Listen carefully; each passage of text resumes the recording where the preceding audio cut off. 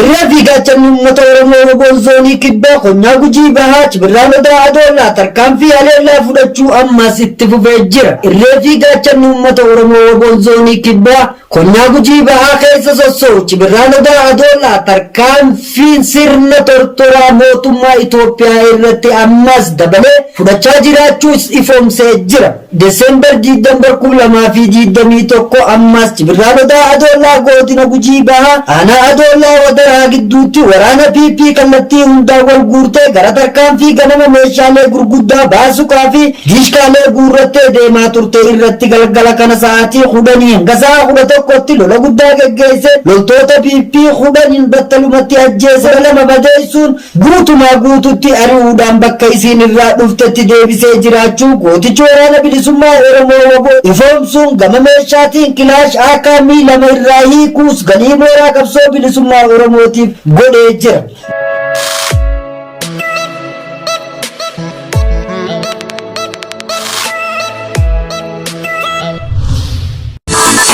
Injifannoo gooticha waraana bilisummaa Oromoo Desembar diidambar 2021 irreefi gaachanni uummata Oromoo Woboon zoonii bahaa tarkaanfii humna eertuu diinaa irratti fudhateen humna eertuu diinaa hedduu Oromoo gaareessuudhaan injifannoo goonsaa galmeessee jiraachuu gooticha waraana bilisummaa Oromoo Woboon zoonichaa ifoomsee jira. Irreefi gaachanni uummata Oromoo Woboon zoonii kibbaa godina Gujii bahaa keessa sossoohu tarkaanfii humna eertuu diinaa irratti fudhateen injifannoo tululuqaa galmeessee jiraachuus gooticha waraana bilisummaa Oromoo Woboon zoonichaa ifoomsee jira. Itti fufuudhaan irreefi gaachanni uummata Oromoo Woboon zoonii giddu galeessaa tarkaanfii humna eertuu diinaa irratti fudhateen humna eertuu diinaa hedduu horaree daareessuudhaan meeshaalee garaagaraa sirraa booji'ee jiraachuu ajajaan zoonichaa ifoomsee jira. Itti fufuudhaan irreefi gaachanni uummata Oromoo jajjabeen diinaaf yaaddoo humni furgaatuun urjii lola keessaa gootichi waraana bilisummaa Oromoo Woboon zoonii lixaa tarkaanfii humna eertuu diinaa irratti fudhateen humna eertuu diinaa hedduu horaree daareessuudhaan injifannoo goonsaa galmeessaa jiraachuu gootichi waraana bilisummaa Oromoo Woboon ifoomsee jira. Egaa bakka oduu kana akkatti aanutti isin dhageesse Desembar diidambar 2021 irreefi gaachanni uummata Oromoo Woboon zoonii bahaa tarkaanfii humna eertuu diinaa irratti fudhateen humna eertuu diinaa hedduu horaree daareessuudhaan injifannoo goonsaa galmeessee jira. Irreefi gaachanni uummata Oromoo Woboon jajjabeen diinaaf yaaddoo baha Oromiyaa Harargee keessatti waraana humna eertuu PP ergamtuu ilmaan Minilik hedduu horaree daareessuudhaan injifannoo tululuqaas galmeessee jira. Irreefi gaachanni uummata Oromoo Woboon zoonii bahaa godina Harargee bahaa Ono Kombolchaa Araddaa Sarkamaa fi Laga Haamaa gidduutti lola guyyaa har'aa Woboo fi ergamtuu sirna tortoraa impaayera Itoophiyaa gidduutti taasifameen Woboon ergamtoota sirna naftanyaa Abiyyoot Kaaseen hin durfamu sakatta'aa bobbaate hedduu du'aa fi madoon adabee jiraachuu ajajaa Woboon zoonichaas ifoomsee jira. Gootichi waraana bilisummaa Oromoo Woboon gumaa ilmaan Oromoo baasuu itti fufee jira. Haga gamnani moona. Irreefi gaachanni uummata Oromoo Woboon zoonii bahaa waraana bilisummaa Oromoo Woboon gumaa ilmaan Oromoo baasuu itti fufee jira. Haga gamnani moona. Irreefi gaachanni uummata Oromoo Woboon zoonii bahaa Kibirraan Oromoo Qilxuu guyyaa har'aa miseensota haara waleenjisee eebbisuus ifoomsee jira.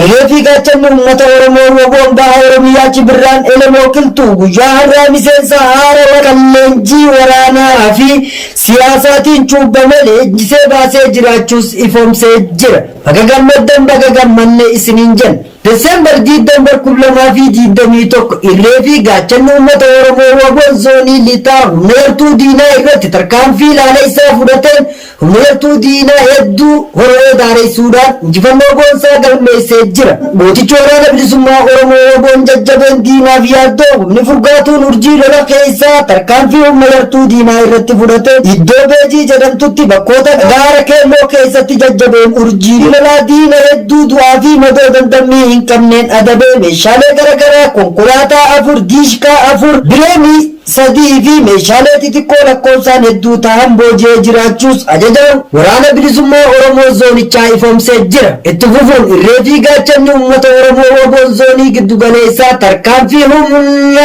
yartuu diinaa irratti fudhateen humna yartuu diinaa hedduu hororee daareessuun injifannoo goonsaa galmeessee jira. Irree fi gaachanni uummata Oromoo waboon jajjabeen diinaa fi yaaddoo waboon zoonii giddu galeessa baha shaggaa onaliiban cukkaallaa ganda wadaa jiddaa iddoo addaa gaaleeyyii jedhamtutti humna shororkeessituu faashinistii ganda irra deemuudhaan uummata dararaa turte irratti guyyaa har'aa muddee 2021 tarkaanfii ilaala isaa fudhateen potorolii 2 guutumaa guututti barbadeessuun nama 15 ajjeesuun hedduu madoon adabee jiraachuus ajajaa waboo zoonichaa ifoomsee jira. Gama meeshaatiin akaamii 8 bireemii 2 snaapper 1 kilaash 10 rasaasa firii 300 fi shuggutii 5 hidhannoo guutuu waliin irreef gaachanni uummata Oromoo waboon zoonichaa galii mooraa qabsoo bilisummaa Oromootiif taasisee jira. Itti fufuudhaan irree fi gaachanni uummata Oromoo waboon zoonii kibbaa konyaa Gujii bahaa keessa sossoo'uu tarkaanfii humna yartuu diinaa irratti fudhateen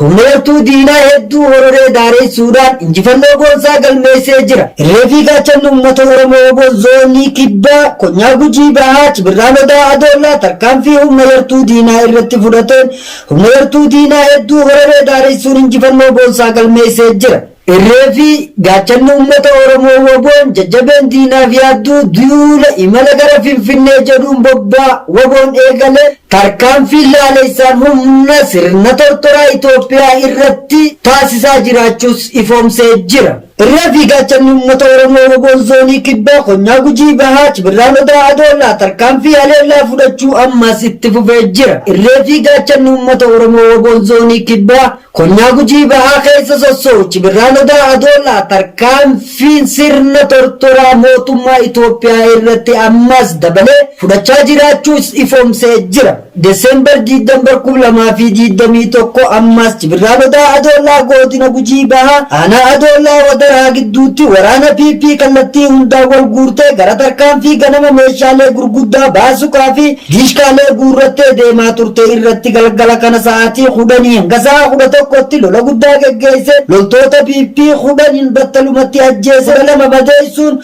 guutumaa guututti ari'uudhaan bakka isiin irraa dhuftetti deebisee jiraachuu gootichi waraana bilisummaa Oromoo waboo ifoomsuun gama meeshaatiin kilaash akaamii 2 irraa hiikuus galii mooraa qabsoo bilisummaa Oromootiif godhee jira. Dulli imala gara Finfinnee jedhu gooticha waraana bilisummaa Oromootiin eegalamee milkii bilisummaatiin olabamoo jechuudhaan gootichi waraana bilisummaa Oromoo tarkaanfii jajjaboo fudhachaa jiraachuus ifoomsee jira.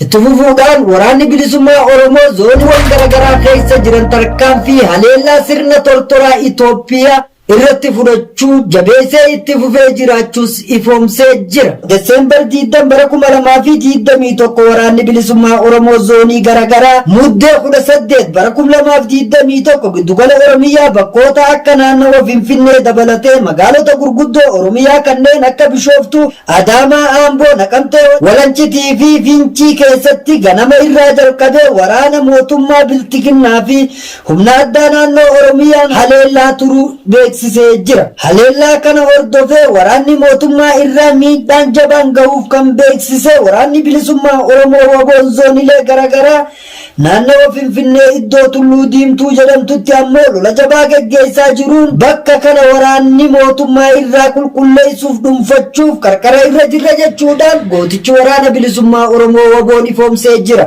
Bifuma wal fakkaatuun irree fi gaachanni uummata Oromoo waboon zoonii lixaa tarkaanfii humna yartuu diinaa irratti fudhateen humna yartuu diinaa hedduu hororee daareessuudhaan injifannoo goonsaa galmeessee jiraachuu gootichi waraana bilisummaa Oromoo jajjabeen diinaa yaaddoo waboon zoonii lixaa ifoomsee jira.